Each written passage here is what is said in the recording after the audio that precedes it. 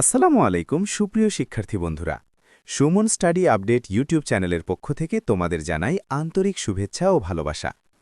আজকের ভিডিওতে এসএসসি 2026 পরীক্ষার আসন বিন্যাস নিয়ে এমন কিছু গুরুত্বপূর্ণ তথ্য জানাবো যেটা অনেক শিক্ষার্থী এখনও জানে না।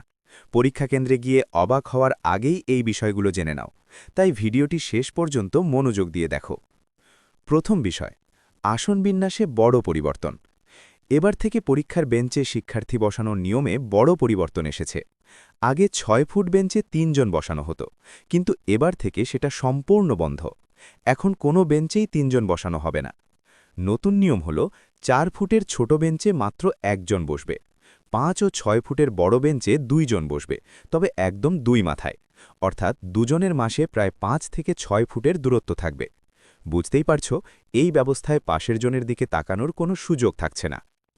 দ্বিতীয় বিষয়, প্রতিটি পরীক্ষাকক্ষে একাধিক শিক্ষক দায়িত্বরত থাকবেন। প্রতি 20 জন শিক্ষার্থীর জন্য একজন শিক্ষক থাকবেন, অর্থাৎ কক্ষে 40 জন থাকলে 2 জন, 41 জন হলেই 3 জন শিক্ষক থাকবেন। এতে পরীক্ষাকক্ষে মানসিক চাপ বাড়বে এবং কোনো ধরনের অনিয়মের সুযোগ থাকবে না।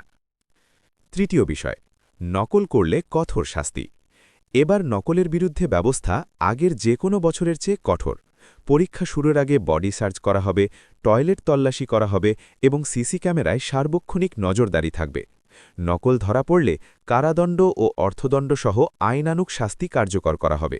তাই পরীক্ষা কেন্দ্রে নকলের কথা মাথায় আনলে নিজেই নিজের জীবন ক্ষতি করবে। বিশ্লেষণ। বন্ধুরা, এই পরিবর্তনগুলো স্পষ্টভাবেই বলছে যে এবারের এসএসসি পরীক্ষা হবে সম্পূর্ণ নিজের মেধা ও পরিশ্রমের পরীক্ষা। দূরত্বে বসানো, একাধিক শিক্ষক, সিসি ক্যামেরা সবকিছু মিলিয়ে নকলের কোনো পথ খোলা নেই। তাই এখনই সিদ্ধান্ত নাও, পরিশ্রম করো এবং নিজের যোগ্যতায় ভালো ফলাফল করো।